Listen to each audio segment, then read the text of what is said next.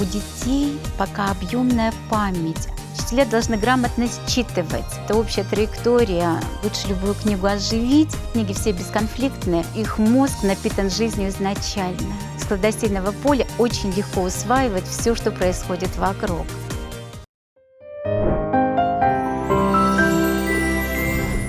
Знание – это срез памяти.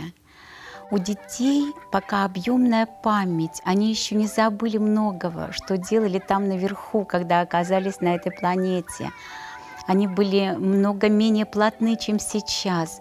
У них еще достаточно энергии, достаточно эмоций, достаточно желания.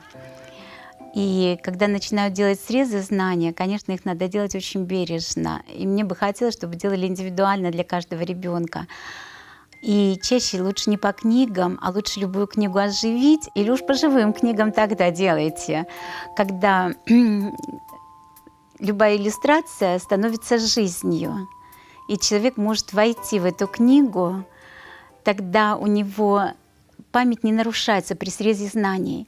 Если же мы даем очень жесткие знания, которые схематизированы, и заставляем человека запоминать именно так, а не иначе, то память у человека можно легко разрушить, а потом ритмологически приходится ее долго-долго восстанавливать.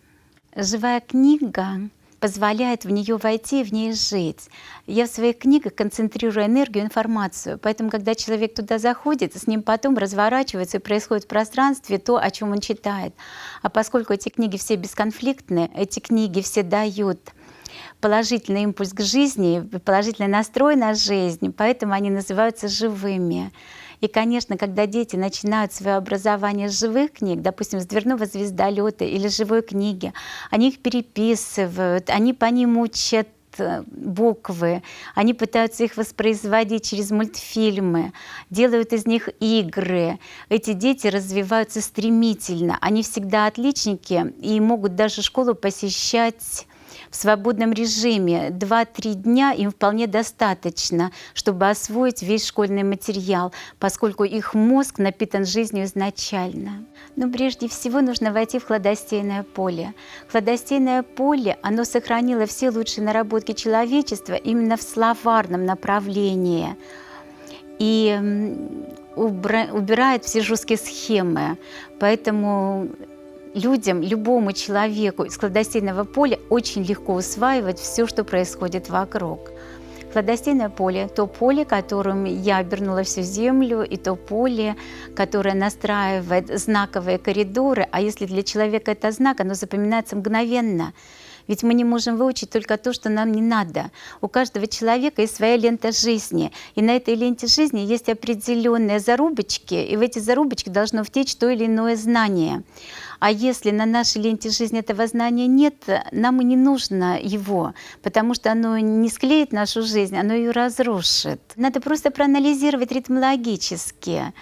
Я даже по себе вспоминаю, что, допустим, поставили 2 совершенно за определенный материал, который, казалось бы, мне отличницей вообще, как это 2, но она ведь запомнилась. А изучала я тогда работу Ленина «Государство и революция». Поэтому если что-то не надо, это всегда проявится таким способом, а учителя должны грамотно считывать. Или это для ребенка необходимо, и нужно его заставить и принудить это знать, и в свою память это ввести, даже если там нет трещины времени для того, чтобы это знать. Или наоборот, нужно спокойненько сказать: это не твое, ты выберешь другое, тебе в жизни это все равно никогда не пригодится. Согласитесь, что очень много нам знаний давали, которые нам не пригодились никогда. А если вы входите в живую книгу и начинаете ритмологически свою жизнь собирать, то нужно собрать и то, что нам было не нужно. Это общая траектория, но она все равно развернулась в нашей жизни и только разрушила ее, а не сделала ее краше, гармоничнее.